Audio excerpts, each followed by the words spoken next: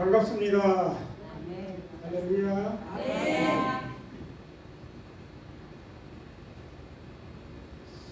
저는 세동시는 여러 번 왔는데 여기는 처음 왔어요. 오면서 보니까 나무도 보이고, 그 다음에 제가 강원도 사람인데 좋아하는 옥수수도 보이고, 온갖 반치 막 보고, 근데 갈수록 집이 별로 안 보이더라고요. 여기 교회가 있구나 생각이 드는데, 이렇게 멋있는 교회가 여기 있는 거 보고 제가 깜짝 놀랐습니다. 그런데 또 예배 드리면서 놀란 게, 이 시골에 이렇게 사람들이 많다니. 제가 오후 예배 간증 집회 가보면 큰 교회들도 이렇게 예배당에 꽉 차는 경우가 많지 않아요. 여러분 보세요. 예배당에 꽉 찼잖아요. 네. 자, 저는 지금 북한 선교를 하고 있고요. 제가 2022년 12월 30일에 이 질그릇 속에 담긴 은혜라는 제 자서전을 하나 썼습니다.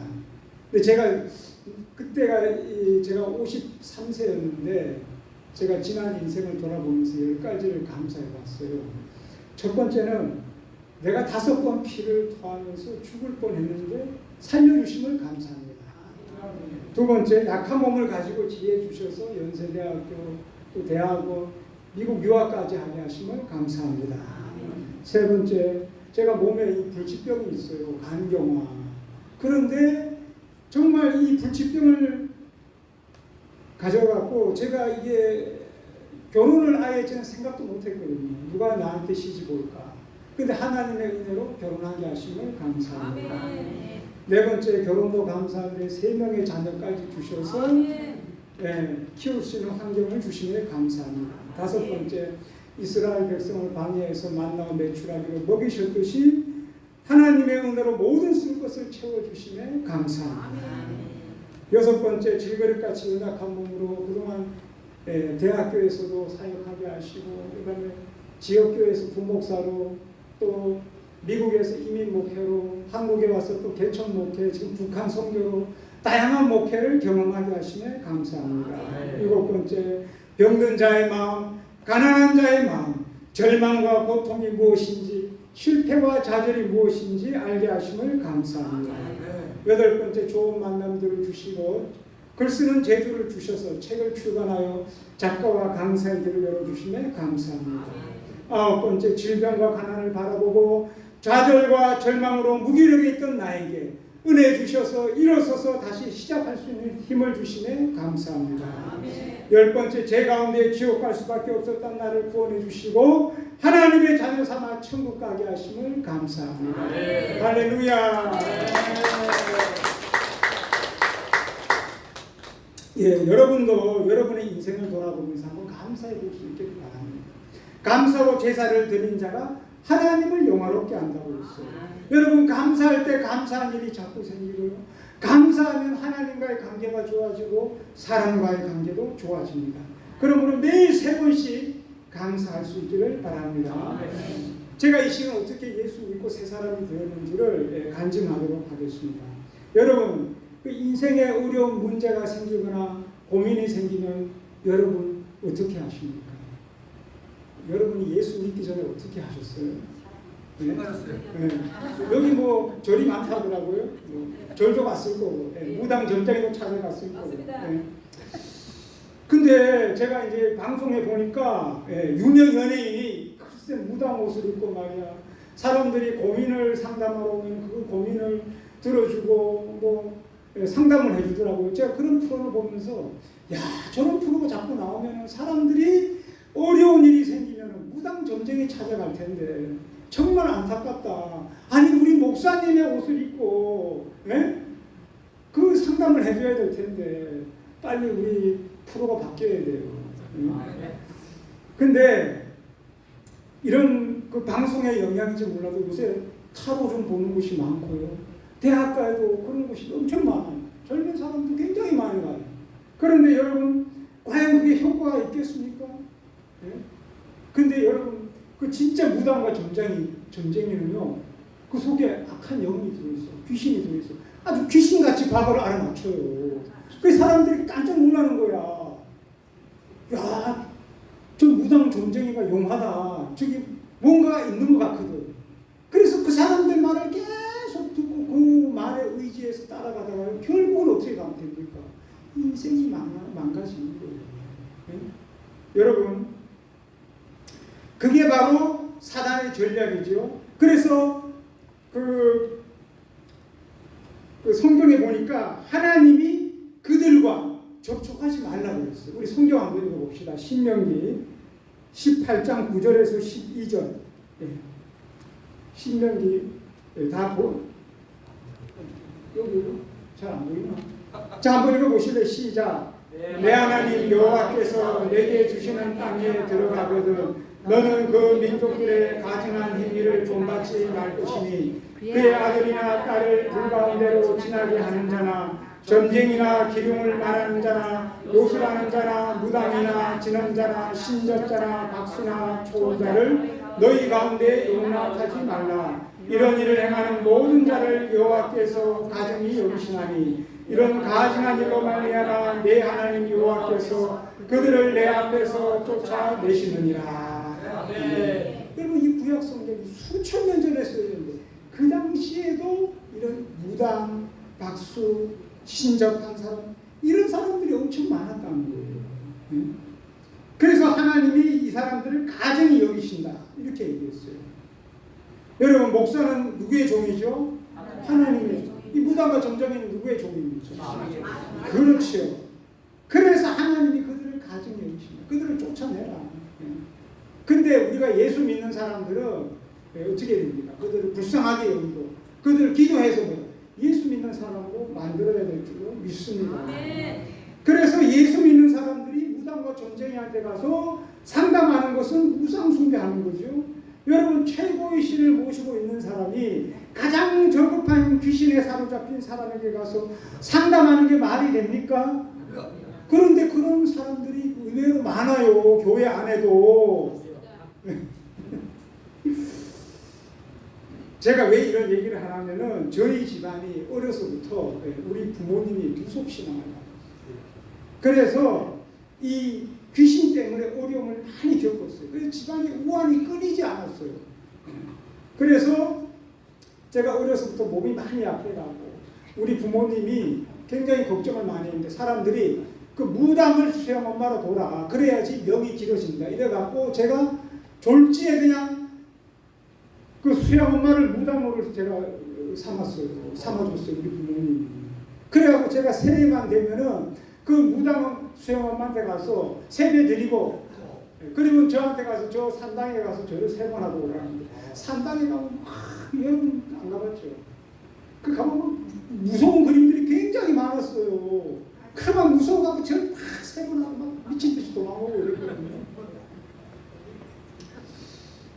그런데 우리 집에 하여튼 그 우환이 많았다고 그러죠. 어려운 일만 생기면 우리 어머님이 무당부도 하고 구슬을 하고 막 그랬어요. 근데 어느 날 이 무당이 구슬을 하다가 뭘 했냐면 내가 이 집에 불에 확 집어넣었다고 그랬어요. 그리고 내가 재산을 다 흩어놨다 이랬거든요. 그런데 정말 얼마 안 있다가 제 여동생이 그 잠을 자다가 바깥에 이제 자기 혼자 기어 나온 거예요. 근데 마침 그 부엌에 그 물을 끓이고 있었어요. 물이 펄펄 끓고 있었는데 거기에 엎어진 거예요. 그래갖고 그냥 그 뜨거운 수증기에 얼굴하고 왼손은 화상을 크게 입었어요. 그 병원에 갔더니까 얘 3도 화상이라고 죽는다고 내버려둬요. 그런데 일주일 지나도 얘가 안 죽은 거예요. 그래서 큰 병원에 갔더니까 너무 늦은 거예요. 얼마나 이 흉터가 심하게 났는지 여러분 생각해 보세요. 이 대한민국 사회에 그 여자가 그 얼굴에 그 심한 화상을 입고 얼마나 사는 게 고통스러웠겠어요. 평생 마음의 고통을 안고 살아야 했습니다. 그리고 저희 아버지가 그때 회사 버스 운전했는데 사람을 또 치러 또 돈을 크게 물어줘요. 그 외에도 뭐 그냥 하여튼 집에 안 좋은 일들이 많이 일어났어요. 여러분, 이게 바로 귀신의 정체라는 거죠. 예수님이 도둑이 오는 것은 도둑질하고 죽이고 멸망시키려는 것뿐이요 내가 온 것은 양으로 생명을 얻게 하고 풍성히 얻게 하려는 것이라. 귀신은 절대 잘 되게 안 해준다는 거예요. 여러분 속으면 안 돼요. 그래서 예수님은 가는 곳마다 귀신을 쫓아내고 귀신 들린 사람들을 해방시켜 주셨어요. 그 집에 우환이 너무 많으니까. 그래서 사람들이 우리 어머님을 전도를 합니다. 기준이 엄마, 예수 믿고 교회 가라. 그러면 하나님이 우환을 다 사라지게 해준다. 그래서 우리 어머니가 하도 힘들어갖고 교회를 나갔어요. 교회 나갔는데 우리 할머니하고 고모가 그걸 알고 나서 막 핍박을 하는 거예요. 너 만약에 종교를 바꿔갖고 말이야, 이게 신이 너에서 신벌이 임할 건데 너 이게 그렇게 되면 내가 너희들 너 쫓아낼 거라고 막 이렇게 협박을 막 하는 거예요. 그런데 저희 어머니 교회 가서 얼마 안 있다가 하나님이 우리 어머님이 고질병이 있었어요. 그걸 딱 고쳐준 거예요. 그 우리 어머니 깜짝 놀란 거예요. 하나님이 정말 살아계시구나. 아니 사람들이 교회 가면 병 고쳐준다는데 진짜구나. 그래서 이제 교회를 열심히 다니고 신앙생활 하는데 여러분 이 귀신이 그냥 떠나지 않냐면 그 어느 날 또 우리 막내 그 남동생이 밤에 자다가 얘가 경기를 막 심하게 일으킨 거예요. 막 눈이 올라가서 막 흰 눈동자가 보이고 이런 거품을 물고 애가 숨이 헐떡헐떡 넘어가 죽을 것 같은 거예요. 그래서 우리 어머니 무서워갖고 말이야 이 신부를 받는 모이다 무서워갖고 막 무당 점쟁이한테 가려다가 갑자기 마음속에 내가 교회 목사님한테 가야겠다. 그래 그 밤에 애를 들쳤고 교회에 갔어요. 그래 목사님 사모님이 간절히 기도 하나님이 치료해 줘서 나았습니다. 할렐루야. 네. 그래서 저희 어머님이 더 믿음의 확신을 받고 열심히 교회 가 신앙생활하면서 그래서 집안에 귀신이 떠나고 우환이 떠나고 평안이 찾아왔습니다. 네. 여러분 제 고향이요. 제 고향이 어디 아까 제가 얘기했죠. 강원도 사람이에요. 제가 삼척시 도계 사람이에요. 도계 잘 모르시죠? 삼척 동해는 알죠? 네. 그 태백 알죠? 그 사이에 있는 게 도계예요. 그래서 도계에 거기가 탄광촌. 여러분 탄광촌 다 알죠? 네. 그래서 옛날에 제가 70년생인데 그 탄광촌에 옛날에는요 사람들이 엄청나게 많이 몰렸어요. 돈 벌려고. 그래야 그 당시에는요 우리 도계가 읍인데 인구가 엄청 많았어요. 5만 명이나 됐어요. 그리고 장사도 잘 되고. 근데 저는 어렸을 때 노는 것을 굉장히 좋아했어요. 봄, 여름, 가을, 겨울 아침부터 저녁까지 하루 종일 가서 놀았어요. 그 당시에는 놀이 문화가 많았어요. 그래서 뭐 자치기, 제기차기, 구슬치기, 딱지치기, 뭐 여름엔 계곡가 수영도 하고, 그 가재도 잡고, 그리고 겨울에는 눈썰매도 타고, 막 얼마나 놀 게 많았어요. 다 그렇게 놀았잖아 옛날에.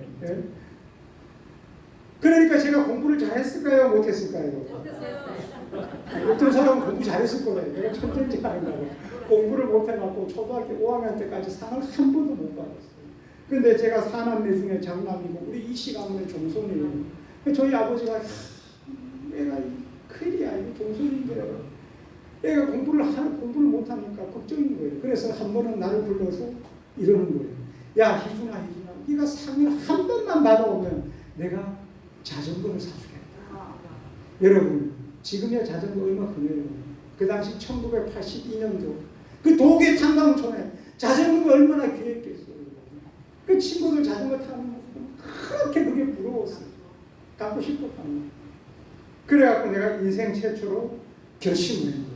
나도 열심히 공부해서 반드시 상을 받아서 내가 저 자전거를 내가 얻어야겠다. 그래갖고 제가 정말 이를 안 물고 1년 동안 열심히 공부해서 초등학교 6학년 때 드디어 인생 최초로 우수상을 받았습니다. 할렐루야. 그전에는 매일마다 공부 끝나고 공부 못해서 맨날 학교 수업 끝나면 나머지 공부를 했거든요. 그래갖고 제가 상을 받아서 아버지하고 나 상 받았어요. 자전거 사주세요 했는데 우리 아버지가 자전거를 사줬을까요? 안 사줬을까요? 안 사줬어요. 어떻게 그렇게 잘하라고. 왜 안 사줬냐? 해필 그때 우리 사촌 동생이 자전거 타다 넘어져갖고 팔이 부러져서 기부스를 하고 있는 거예요. 야, 그 자전거 위험하다. 내가 좀 더 크면 사주겠다. 얼마나 내가 마음에 실망이 되는지. 그런데 제가 그때 큰 소득을 얻었어요. 뭐냐면은 나는 그때까지 공부에 재능이 없는 줄 알았어요. 근데 내가 그때 자신감을 얻은 거예요. 공부하면 되구나 나도. 그래서 그때부터 공부를 열심히 해서 옛날에 중학교 때 우리 거기 학생들이 많았죠. 한 반에 60명, 11명에 1학년이 한 학년이 12반이에요. 700명이에요. 그래서 반에서 1, 2등하고 전교 10등 안에 들고 할렐루야. 수지 맞았지요. 자, 그래서 제가 꿈이 의사였어요. 왜냐하면 제가 어렸을 때 가장 많이 만난 그 전문 직종이 의사였어요. 몸이 많이 아팠거든요. 제가 초등학교 1학년하고 3학년 때 어느 날 갑자기 속이 미식거려서 뭔가를 토했어요. 토했는데 여러분 메추라기 알죠? 메추라기 알만한 검은 핏덩어리를 한 3숫자를 토했어요. 그게 깜짝 놀랐어요. 그래 우리 부모님이 저를 데리고 서울에 큰 병원에 가서 검사를 다 했는데 병의 원인도 모르고 병명도 모르고 근데 의사가 하는 말이 얘 이렇게 핏덩어리가 올라오다가 기도에 팍 막혔으면 죽었을 거라고. 그래서 제가 이제 하여튼 1학년 3학년 때 그렇게 그런 일이 있었는데 또 초등학교 6학년이 되던 어느 날이었어요. 하늘이 흐리고 까마귀가 탁 떠오는데 이상하게 그날 또 컨디션이 안 돼요. 그래서 또 토했는데 이번에는 핏덩어리가 아니고 새빨간 피를 토한 거예요. 새빨간 피를. 그래서 우리 부모님이 또 깜짝 놀란 거예요. 근데 제가 초등학교 1학년 3학년 때는 한 번 내가 토하고 나면 괜찮았어요. 그 다음에. 그래갖고 뭐 괜찮겠죠. 내버려뒀는데 얘가 계속 피를 토한 거예요. 그래서 야 이러다 애 죽겠다. 큰일 나겠다. 그 당시에 강원도의 제일 큰 병원이 어디냐면 강원도 원주에 있는 기독교 병원이라고 있었어요. 거기를 밤에 기차를 타고 간 거예요. 근데 기차를 타고 가면서 계속 피를 토하고 간 거예요.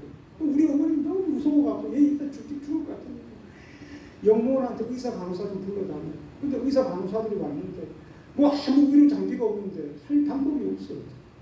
그래서 제가 이제 원주 기독병원 거의 다 와서 너무 피를 많이 토해서 기절을 해버리고 그래 그 그래서 앰뷸런스가 와서 나를 태워서 내가 병원에 갔는데 병원에 의사가 하는 말이 이렇게 많이 피를 토했는데 사람한테 기절이다.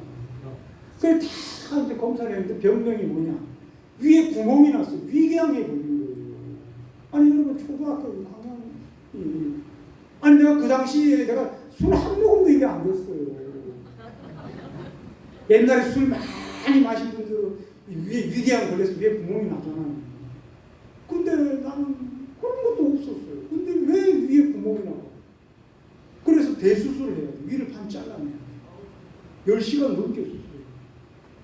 그래서 제가 이제 수술실에 들어가기 전에 저희 어머님이 내 손을 붙들고 우는 거예요. 왜냐하면 잘못하면 얘 죽잖아요.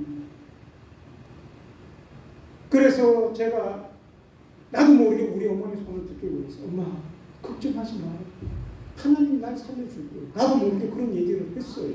그러고 나서 이제 내가 수술실에 들어가서 10시간 넘게 수술을 했는데 그때는 내가 어려서 몰랐는데 지금 내가 자식을 키우면서 생각해보니까 야 만약에 내가 부모인데 내 자식이 저리 피를 토하고 수술실에 들어가면 와 내가 진짜 사람이 미쳐버리겠더라고요. 네? 그거 얼마나 우리 엄마가 나를 수술실에 들어보내놓고 얼마나 그 마음이 얼마나 괴롭고 힘들었을까. 얼마나 하나님 앞에 피를 토하는 심정으로 기도했을까. 그거 생각하니까 마음이 너무 아픈 거예요. 지금은 저희 어머님이 돌아가셔서 천국이 되시지만 내가 만약에 그 당시로 돌아갈 수만 있다면 우리 어머니를 꼭 껴안아 엄마 고마워, 엄마 사랑해, 엄마 죄송해. 정말 내가 우리 어머님의 기도로 내가 살았다. 그런데 정말 수술이 마침 잘 돼가고 제가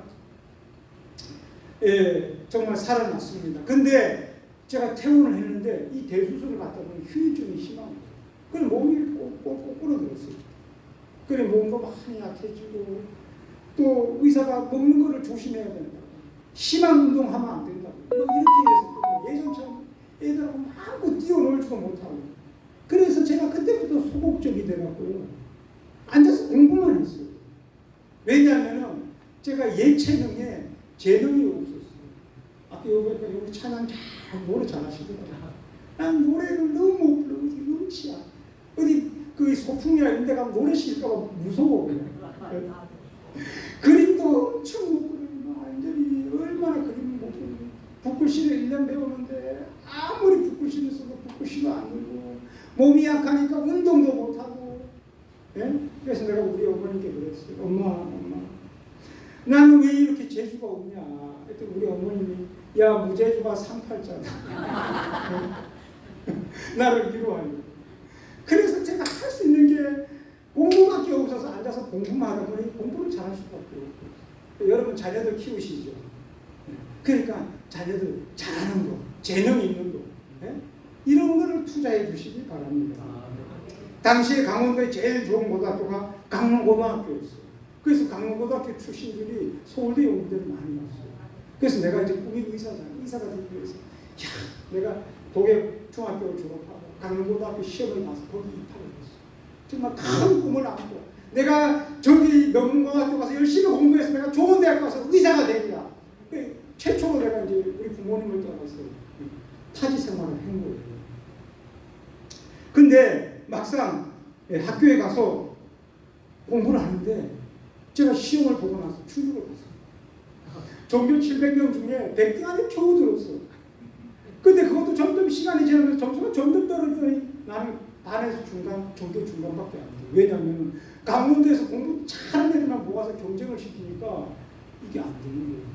더군다나 제가 처음으로 집을 떠나 살았잖아요. 여러분 집 떠나면 어때요? 개고생이잖아요. 처음에는 와 나는 부모님을 따라서 자유다 하고 막 친구들하고 밤같이 쓰면 좋겠다 했는데 웬걸 시간이 지날수록 향수병도 오고 부모님도 오시고 친구들하고 처음에는 좋은데 좀 시간 지나니까 갈등이 생기고 다툼이 생기고. 예? 그리고 성적은 떨어지니까 방황하게 되고 또 그때 사춘기니까 또 철학적인 고민을 하는 거예요. 나는 누구인가? 내가 왜 공부를 하는가? 내가 어디서 와서 어디로 가는가? 예? 그래 스트레스를 많이 받았어요. 스트레스를. 그래 친구가 어느 날 나보고 교회 가자. 하도 그래서 나도 마음이 괴로워서 따라서 교회를 갔어요.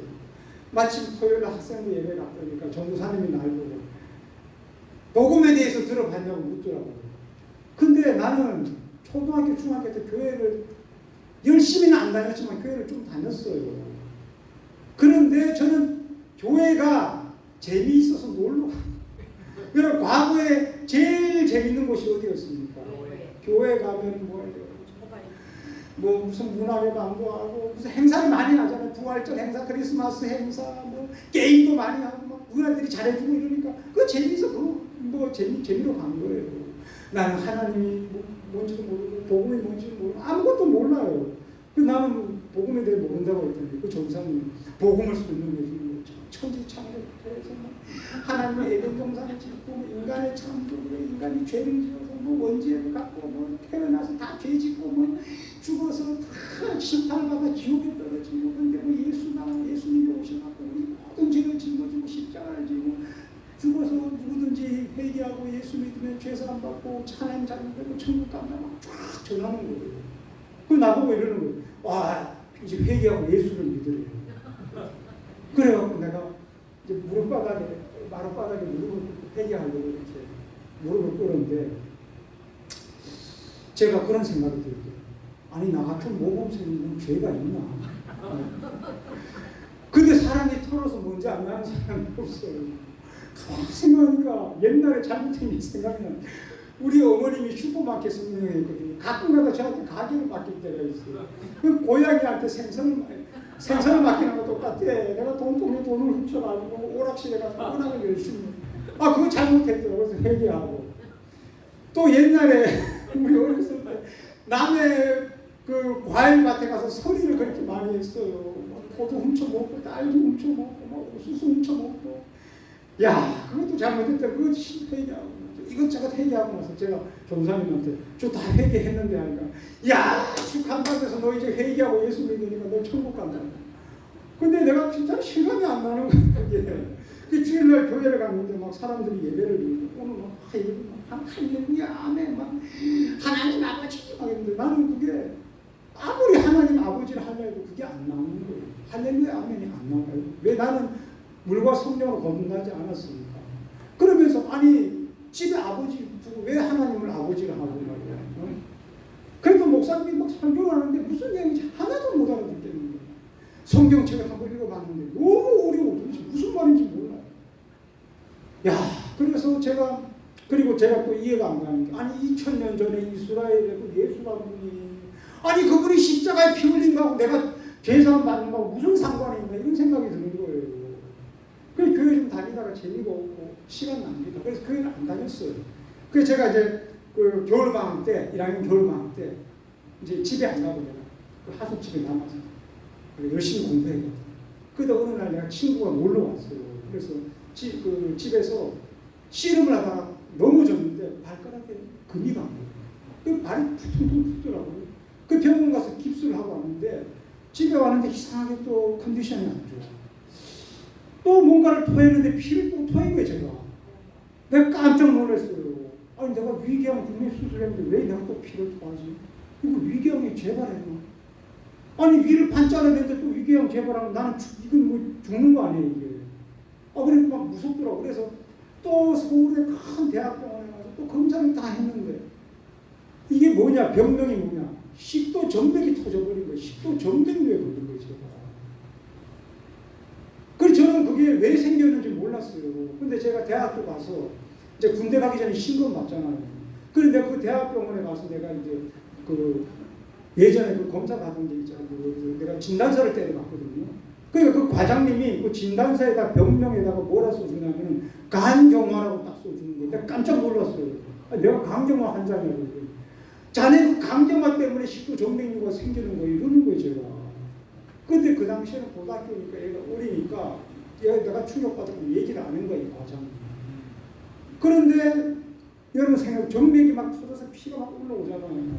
이게 그래서 이 사람들이 대부분 죽었어요, 그 당시에. 근데 그게 86년도인데 어떻게 그때 치료를 했냐면은 내시경 알죠, 여러분? 내시경 다 받아봤죠? 받아보니 어때요? 좋던가요? 지금은 여러분 그냥 수면 내시경 받으면 잠을라면 끝나잖아요. 그 당시에는 내시경이 도입된 지 얼마 안 됐어요. 수면 내시경이 없었어요. 그리고 내시경 그 호수가 이래 두꺼웠어, 이거. 그거를 막 입에다 막 치고 깡조로 막 치고. 그래서 어떻게 하냐면은 거기다가 이 피가 나오는 곳에다가 주사바늘을 꼽아갖고 약품을 투입해서 거기를 응고를 시키고 그거를 지진다고 그러더라고요. 나는 그게 그래서 그게 왜 지진다고 할까 몰랐는데 제가 이 내시경 시술 받는데 여러분 그 사극에 보면은 왜 공문할 때 인두로 막 불을 지져갖고 그걸 허벅지에 막 살이 타잖아요. 그런 식으로 막 이 창자를 찢는 것 같아요. 얼마나 고통스러운지 몰라요. 근데 생각해 보세요. 내시경 해서 막 구역질 나죠. 막 이게 속에 창자는 타들어가죠. 얼마나 사람이 미칠 것 같더라고요. 근데 그걸 얼마나 했냐? 1시간가량을 했어요. 예? 사람이 완전 지옥에 따로 없다니까요. 그리고 이 과장이 자기만 그 보고 하는 게 아니라 인터넷으로 다 불러갖고 이 사람을 교육시켜야 되니까 이 사람을 다 교육시켜요. 대학병원이 좋은 게 아니에요, 여러분. 그거를 내가 몇 번 했어요. 참 사람이 얼마나 명이 찔긴지 또 살아났어요. 참 죽으면 좋았을 텐데 고통 없이.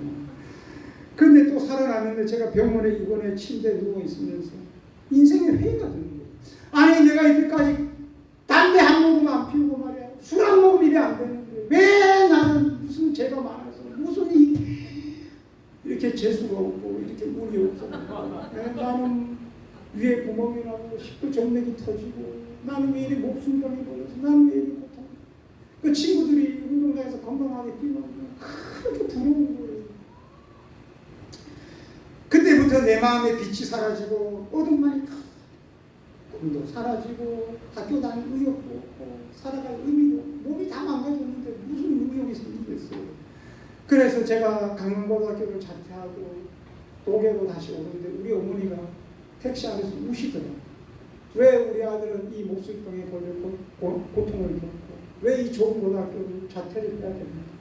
네?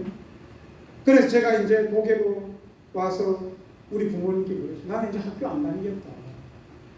나는 꿈도 없고 이제 모든 희망이 없다. 네? 그래서 그때 우리 어머님 슈퍼마켓, 나는 이 슈퍼마켓 지키면서 평생 부모님하고 살겠다. 나는 결혼도 못할 거고 내 인생은 이제 끝났다 이제. 그 완전 절망이었어요. 그렇게 이제 지내던 어느 날 우리 고모가 있는데 우리 고모 포항에서 사는 우리 고모가 내가 아프다는 얘기를 듣고 신방으로 온 거예요. 근데 우리 고모가 어떤 분이냐면은 술을 하도 많이 마셔가지고 강도가 말기야 복수가 이렇지. 병원에 갔을 때 6개월밖에 못 산다고 사형선고를 받았어요. 그런데 이제 우리 고모가 어떤 얘기를 들었냐면 그 교회에 가서 하나님 믿으면 병 고쳐준다 이 얘기를 어디서 들은 거예요. 그래서 우리 고모가 이제 교회를 가려고 하는데 우리 고모가 자식들이 교회 가는 걸 그렇게 핍박을 했어요. 못 가게. 그러니까 자기가 양심에 찔려서 교회를 못 가겠는 거야.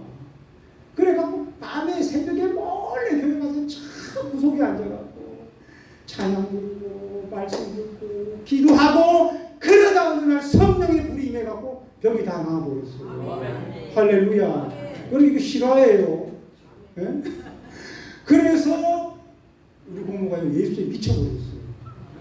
그 동네 사람들하고 친척들한테 이 고모가 예수에 미쳤다고 소문이 났는데 여러분 같으면 미치겠어요? 안 미치겠어요? 완전히 막 미쳐갖고 막 그때 전도하러 다니고 막 능력이 임하고 은사가 임하고 막 기도하고 막 역사가 나타나고 막 그랬어요. 근데 우리 고모가 초등학교도 못 나오는데 창세기부터 성경 계시록까지 줄줄줄 읽어대는 거야. 입만 열면 성경 말씀 자자자자 나와요. 막 찬송과 기도를 쉬지도 않고. 그래서 우리 친척들이 우리 고모는 다 피해. 예수 얘기만 하고 전도를 하니까 막 아유, 밤에 우리 고모 옆에 잠을 못 자요. 주여 할렐루야 아멘 방언기도 막 하고 잠을 못 자는 거야. 완전히 광신자. 저는 광신자가 없어요. 나보고 와서 희준아 나를 봐라. 나도 이렇게 죽을 병전에 예수 믿고 병 고침 먹고 새 사람 되네. 너도 예수 믿어라 막 그러는 거예요. 그래서 나도 이제 너무 이제 지푸라기라도 잡고 싶은 거예요. 그래서 우리 고모 따라 우리 집 옆에 바로 교회가 있었거든요. 그 다음날 새벽 기도를 따라간 거예요. 새벽 기도를 따라가서 이제 예배를 딱 끝나고 이제 기도를 하는데 갑자기 고등학교 때 들었던 복음이 생각이 나더라고요.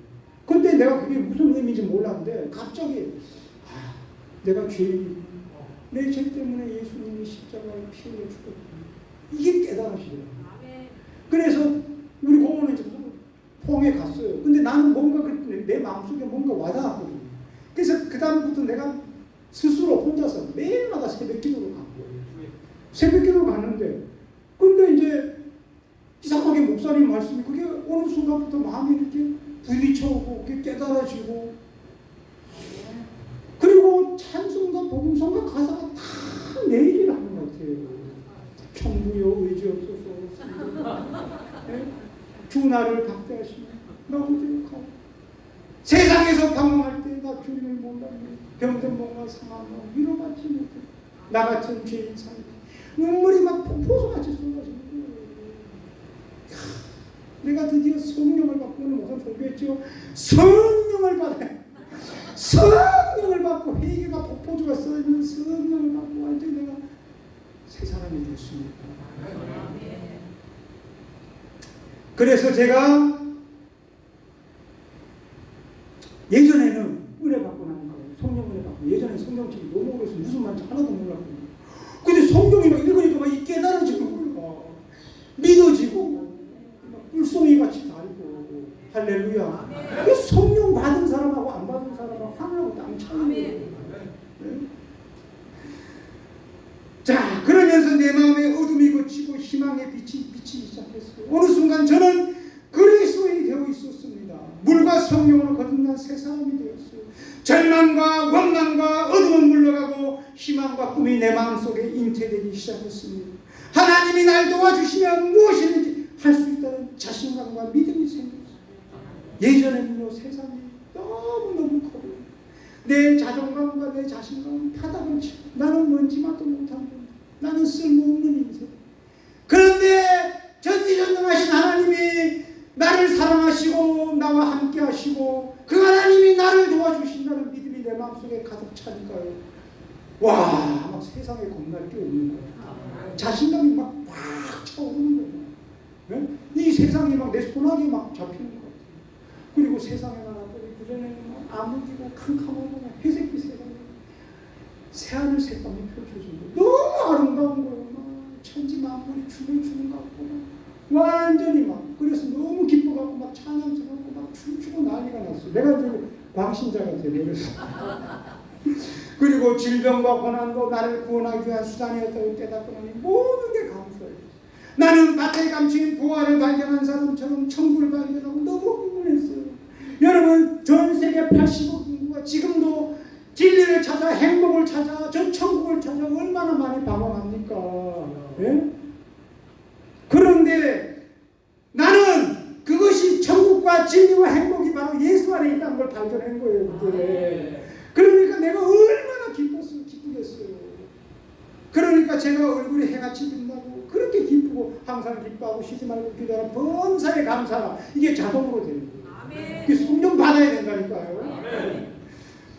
그리고 나쁜 것은 조금 더 하기 싫고 어떻게든지 하나님을 기쁘게 할까 이런 것만 생각해요. 하나님을 모르는 사람들이 보면 너무나 불쌍해 보여요.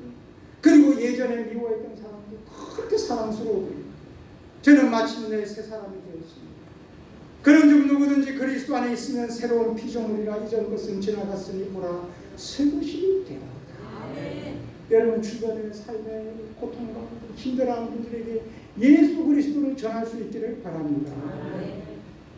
예수 믿고 나서 제 삶이 180도로 바뀌었어요. 그 부모님과 주변 사람들이 내가 하루아침에 확 바뀌니까 너무 놀란 거예요. 제가 부모님께 그랬어요. 그동안 내가 부모님 원망하고 불평했던 거니까 회개하겠다. 내가 잘못했다. 나는 근데 이제 예수 믿고 새 사람이 됐다.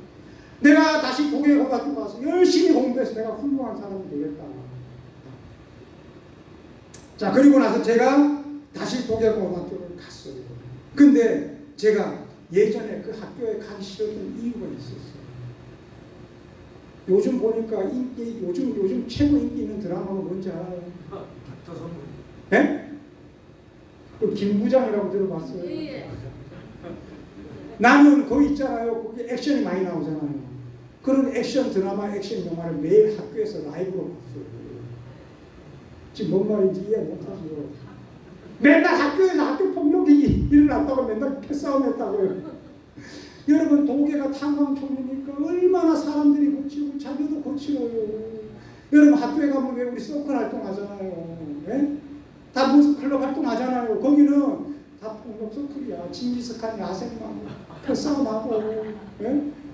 야인시대 봤죠? 막 그런 거야. 밤에 막 다니면 무서워서 못 다니고 잘못 걸리면 막 두드려 맞고 돈 다 뺏겨요. 그런데 그 학교 가고 싶겠냐고요. 그런데 내가 하늘의 은혜를 받고 내가 새 사람이 되니까 주님 모신 곳이 어디라고요? 천국의 거기라. 그리고 환경이 문제가 안 돼요. 그래서 내가 다시 도계고등학교 갔어요. 학교 다니면서 새벽기도, 주일 예배, 부흥회 열심히 참. 부흥회 갔더니 강사님이 전해주는 말씀이 얼마나 은혜스러워요. 막 성령의 불이 가슴에 막 이게 막 불타는 거예요. 그래서 막 다니면서 전도하고. 그런데 그 당시 우리 집에 우리 어머니만 교회를 다니고 우리 아버지하고 동생 3명이 교회를 안 나왔어요. 그런데 제가 그 1살 바로 아래 연년생 여동생이 있었어요. 여러분 연년생 사이가 좋아요, 안 좋아요? 안 좋아요. 안 좋지요. 네. 걔는 나하고 원수지간이야. 왜냐하면은 걔가 4남매 중에 제일 우리 형제 중에 제일 등치가 크고 제일 건강했어요. 그 내가 수술 받고 이렇게 막 보아왔더니까 걔는 막 내가 등치가 키가 작고.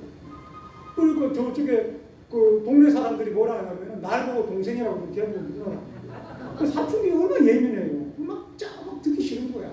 근데 얘가 자기 등치가 좋으니까 막 나는 이겨먹으려고 막 그냥 앉으려고 그래요. 그래서 나도 막 어떤 데는 막 화가 나고 막 치고받고 싸우고 막 주먹으로 얼굴을 막 때리고 그렇게 완전히 미워했어요. 그런데 예수 믿고 성령 받고 나니까 내 마음에 하나님의 사랑이 임하니까 그 여동생이 그렇게 사랑스러워 보이더라고요. 여러분 기적이 뭐가 기적이겠어요? 그건 내 힘으로 안 되잖아요. 성경에 보니까 원수를 사랑하라. 어떻게 내 힘으로 원수를 사랑합니까? 성령 받아야 돼요. 할렐루야. 네.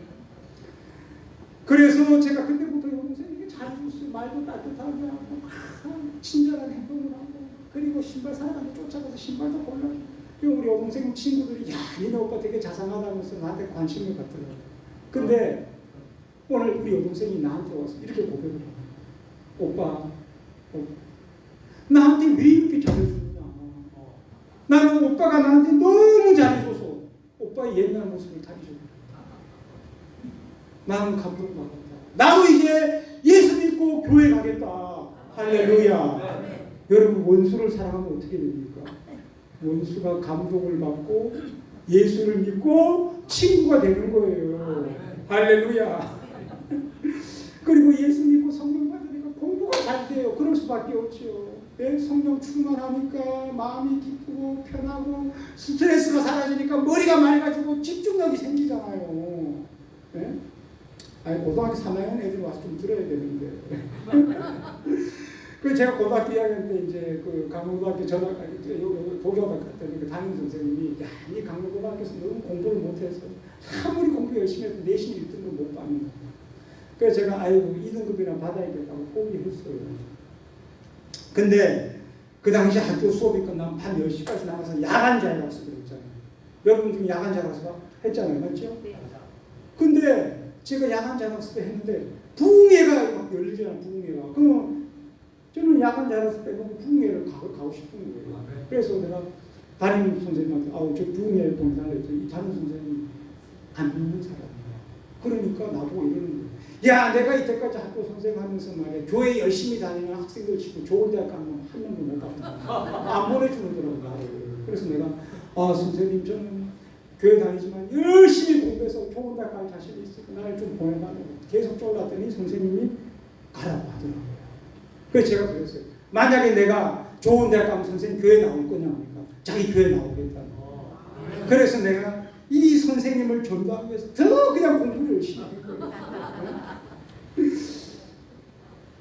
근데 제가 여러분 그 꿈이 의사였잖아요. 이제 고등학교 3학년이 됐는데 이게 은혜를 너무 많이 받으니까 부작용이 생겨요. 이게 자꾸 목사가 빨리 되고 목사가 되고 싶은 거야. 영혼을 구원하는 목사가 되고 싶은 거야. 네? 그래갖고 내가 담임 선생님한테 제가 신학대 가고 싶다 했더니까 우리 담임 선생님이 야, 네 성적이 아깝다고 일반 대학교 간 다음에 신대원 가라 이러더라고요. 그런데 자꾸 은혜를 받으니까 자꾸 막 이게 영혼을 구하는 목사가 자꾸 되고 싶은 거예요. 선생님 저 신학대학 빨리 가고 싶은데 그러니까 어느 날 나한테 와서 이러는 거예요. 야, 그 연세대학교 신학과 있으니 거기 가라 이러더라고요. 난 연세대학교 신학과가 있는지 몰랐어요. 그러냐면서 나 그럼 연세대학교 가겠다고. 네? 그래서 고3 때 내가 이제 원래 이과였는데 문과로 바꿔버렸어요. 그래갖고 내신 성적 따기 위해서 이과 공부하고 모의고사 보려니까 문과 공부하고 이과 문과를 내가 다 공부해야 되는 거예요. 근데 여러분 그 당시에 그 시골에 없고 과외 선생도 없고 무슨 오늘같이 온라인 무슨 그런 학습도 아무것도 없었어요. 우리는 모르면 어디 가야 되냐, 교무실에 가서 선생님한테 물어봐야 돼요. 네? 그래서 제가 이제 어떻게 했냐면 학교 수업 끝나고 내가 안 되겠다. 내가 그래갖고 이제 야간 자습 끝나면 제가 우리 집 바로 옆에 교회가 있었잖아요. 집에 안 가고 교회 가서 잠을 잤어요. 하룻밤. 왜? 새벽 기도 못 가고. 그래서 고3 때 1년 동안 새벽 기도를 그래서 제가 이제 어느 날 선생님이 나한테 와서 희준아, 기적이 일어났다 이런 거예요. 무슨 일이 일어났어요? 너가 총점 2점 차로 내신 1등급이 됐다. 그리고 뭐 고3 때까지 성적을 뭐 얼마로 나왔는데 4.50000이 됐대요. 이런 걸 내가 선생 생활하면서 보지도 듣지도 못했다. 기적이다. 너 우등상 이제 받는다 이러더라고요. 제가 너무 감사했죠. 하나님께. 자, 드디어 대학교 원서 쓰는 날이 됐는데 북의 고등학교에 없어서 서울대 연구대 간 사람 한 사람도 없어. 내가 최초로 원서를 쓰는 거예요. 그게 조금 마음이 불안하더라고요. 야, 이거 내가 걔 원서를 갖다 떨어지면 어떻게 하지? 그 담임 선생님한테 우리 선생님 내가 자신이 없는데 선생님 야, 너 무조건 원서 써라. 내가 보니까 너는 하나님이 함께하는 사람이다. 왜냐하면 기적을 봤잖아요. 나는 오히려 믿음이 있는 나는 막 자신감 없는 선생님은 막 내가 믿음 되고 그래갖고 내가 믿음으로 그냥 원서를 팍 내버렸어요. 원서 내고 그 당시에는 자기가 원서는 대학교 가서 시험을 봤잖아요. 그래 시험을 보고 저녁 때 모텔에 와서 우리 어머니하고 시험 풀이 방송을 보는데 내가 우리 어머니한테 엄마 내가 맞는 문제 맞은 문제 나오면 할렐루야 하니까 엄마 아멘. 밤새도 할렐루야 아멘 할렐루야. 부흥회가 열렸어요. 자 그래서 시간이 지나갔고 연세대학교 합격자 발표 날이는데 막 가슴이 두근두근 한 거야. 교정에 갔어요. 그래갖고 거기 게시판에 딱 봤더니 내 이름하고 수험번호가 있는 거야. 할렐루야.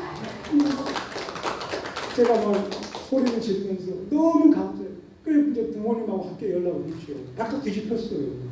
그래서 보기 여기 왔더니까 역전에 플랜카드가 붙였더라고요. 경축 이준학 연수학. 완전히 막 우리 막 부모의 잔치가 벌어진 거예요.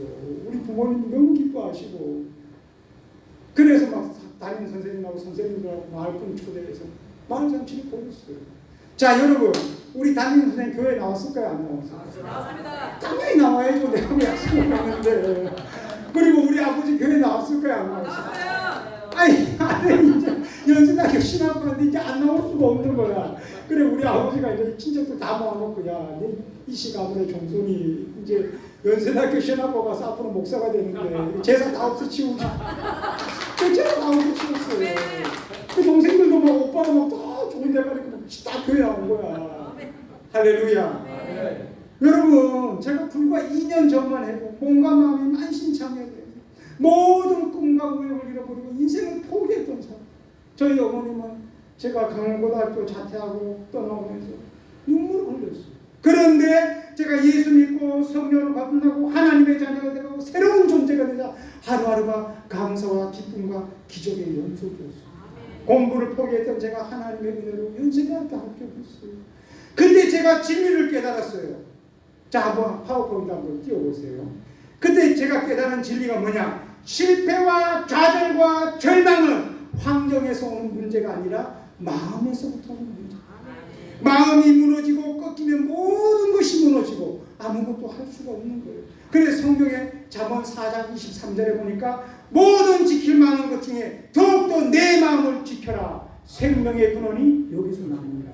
그런데 우리 마음속에 누가 계셔야 됩니까? 부활하신 예수님이 계시면 네? 우리가 절망과 그런 것을 극복하고 일어날 수 있는 힘이 생기는 거예요. 자 여러분 우리 한번 다 같이 한번 인생 역전의 비결 한번 있죠. 다 같이 한번 읽어봅시다. 시작. 실패와 좌절과 절망에서 오는 문제가 아니라 마음으로 오는 문제이다.